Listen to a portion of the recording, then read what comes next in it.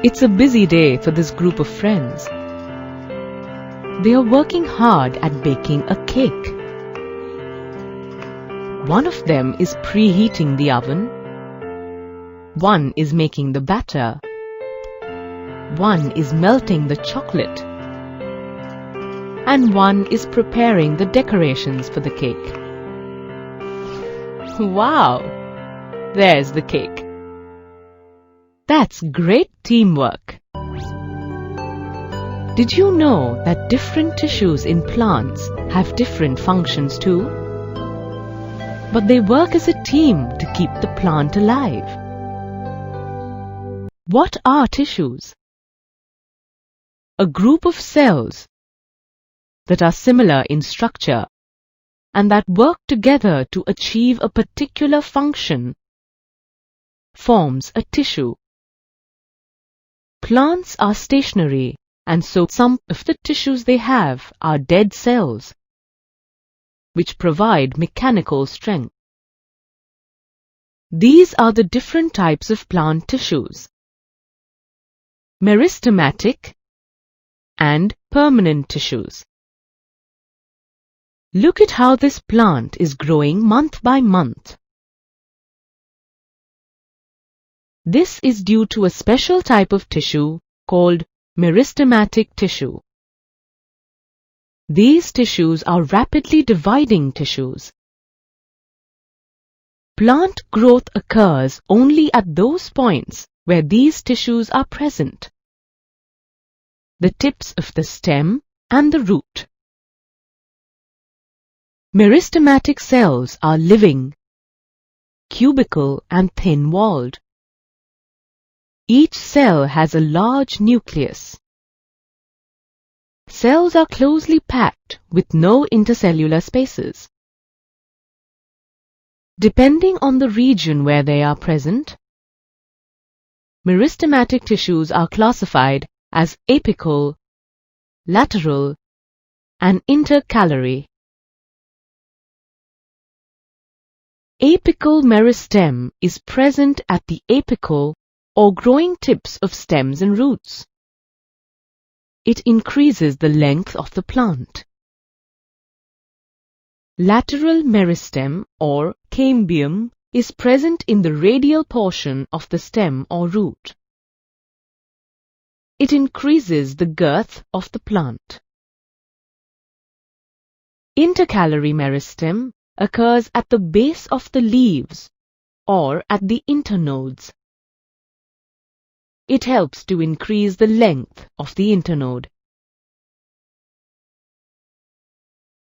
Take a look at what eventually happens to meristematic tissues. Old meristematic cells lose the capacity to divide and transform into permanent tissues. This process of taking up a permanent shape, size, and function is called differentiation. Permanent tissues can be simple or complex, depending upon their structure and function.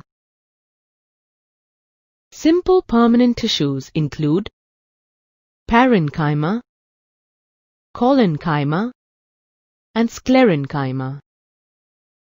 This is a stem. Let's explore the tissue parenchyma. Parenchyma are elongated living cells with a cell wall made of cellulose. These cells are polygonal in shape and have a large central vacuole. They also have intercellular spaces between them. Parenchyma forms ground tissue in the central cortex and the peripheral pith of stems and roots. In leaves, they contain chloroplasts and are called chlorenchyma, which help in photosynthesis. In aquatic plants, parenchymatous cells contain large air cavities that help in buoyancy and are called aerenchyma. Parenchymatous cells in fruits and vegetables are filled with starch, which help in food storage. Let's take a look at another simple permanent tissue, the collenchyma. Collenchyma are elongated living cells with cell walls made of cellulose and pectin. These cells have little intercellular spaces. They occur in the peripheral regions of stems and leaves. Collenchyma provides mechanical support and flexibility in plants. These are sclerenchyma cells, the third type of simple permanent tissues. These are long, narrow cells with no intercellular spaces. Sclerenchyma is a dead cell with deposition of lignin in the cell wall. They occur around the vascular tissues in stems, in the veins of leaves, and in the covering of seeds and nuts. These tissues provide strength to the plant. Complex permanent tissues are made of more than one type of cells that coordinate together to perform a common function. These are of two types, namely xylem and phloem. Let's explore the different components of the xylem: tracheids, vessels, xylem parenchyma, and xylem fibers. Tracheids are tubular dead cells. They transport water. Their cell wall is made of lignin, which provides mechanical support. Vessels are elongated dead cells that transport water and minerals. They are usually present in big trees. Xylem parenchyma cells are living and they store food. Xylem fibers are elongated dead cells with lignin that provide mechanical support.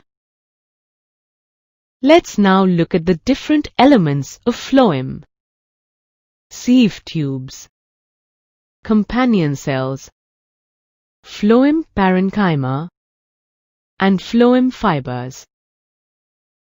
Sieve tubes are elongated living cells. They transport sugar or food from the leaves to the stem and the roots. Companion cells help in conduction of food to sieve tubes. Phloem parenchyma store food. Phloem fiber provides mechanical support. Another type of tissue that is very important for plants is the protective tissue. They protect plants from the surroundings. Protective tissues include epidermis and cork. Epidermis is the outermost protective layer of roots, stems and leaves. It is one cell thick and covered with a waterproof layer called cuticle. The epidermis breaks at some places to form stomata. Stomata are surrounded by guard cells and help in gaseous exchange and loss of water. As the plant grows older, the outer protective tissue replaces the epidermal cells. This outermost layer in older roots and stems is called cork. Cork cells are dead and lack intercellular spaces. Cell walls are thickened by suberin, which makes them impermeable. It takes a small brick to form a wall. It takes 4 walls to form a room, and many rooms to form a house. Similarly, it takes tiny cells to form a tissue. It takes different tissues to form an organ, and many organs to form an organism. Animals move around in search of food, shelter, and mates. They consume more energy compared to plants. So, unlike plants, most animal tissues are living tissues. The animal body is made up of different types of tissues: epithelial tissue, connective tissue, muscular tissue, and nervous tissue. Let's look at each tissue in detail. Epithelial tissues form a protective layer for organs. They act as a barrier to keep the different body systems separate. Epithelial tissues are of different types depending on their shape and function. Let's first look at squamous epithelium. Squamous epithelium has flat and thin cells. These cells group together and do not have intercellular spaces between them. They are found in the outer layer of the skin, lining the cavities of ducts, blood vessels, and the chambers of the heart, and provide mechanical support. These pillar-like cells are called columnar epithelium. Columnar epithelial cells are cylindrical. They are found in the lining of the stomach and intestines and facilitate the movement of nutrients across the epithelial barrier. This is glandular epithelium. When columnar epithelial cells modify as gland cells and secrete substances at the epithelial surface, they form glandular epithelium. These are found in the sweat glands and tear glands and produce secretions. This is the lining of the respiratory tract where ciliated epithelium tissue is found. These tissues are actually columnar cells with hair-like projections called cilia. Cilia are motile, and this movement pushes the mucus forward into the nasal tract to clear it. These cubical cells belong to cuboidal epithelium tissue. This tissue is found in the lining of kidney tubules, salivary glands, and thyroid glands, where it provides mechanical support. Stratified epithelium may have the same or different kinds of epithelial cells. Cells line up one over the other to form stratified epithelium. It is found in places of wear and tear, like the epidermis of the skin, lining of the mouth cavity, and esophagus. This is a network of roads that connects different places to each other. Similarly, the animal body also has its own network of tissues that connects different organs and tissues. It is the connective tissue. Connective tissues are of different types, depending on their shape and functions. Let's take a detailed look at each of them. Blood is a type of fluid connective tissue. Blood has a straw-colored liquid part called plasma, which contains water, proteins, salts, and hormones. Blood cells suspended in the plasma include red blood corpuscles or RBCs, white blood corpuscles or WBCs, and platelets. Blood flows within blood vessels and transports gases, digested food, and hormones to different parts of the body. Bone is another connective tissue. Bone cells are embedded in a hard matrix composed of calcium and phosphorus compounds. It is a hard, porous tissue that anchors the muscles and protects the internal organs. Take a close look at these tissues that pack and bind various organs. These are fibrous connective tissue. They include ligaments that connect two bones. Ligaments are tough and elastic and provide strength and flexibility. Tendons connect bones to the muscles. Tendons are tough and non-elastic and provide great strength and limited flexibility. Another type of connective tissue is cartilage. Cartilage has widely spaced cells suspended in a matrix of proteins and sugars. It is found in the nose, ears, rings of the trachea, and at the end of long bones to give flexibility. Take a look at these irregular shaped cells. They are areolar connective tissue that fills the space inside organs and supports them.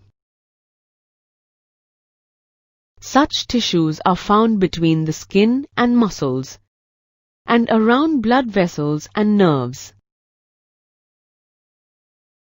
Here's a look at the adipose connective tissue.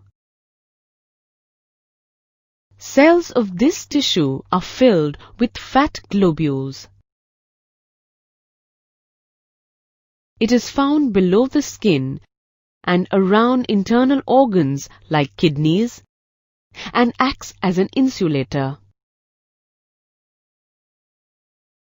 Animals can move because of the elasticity and flexibility of muscular tissues.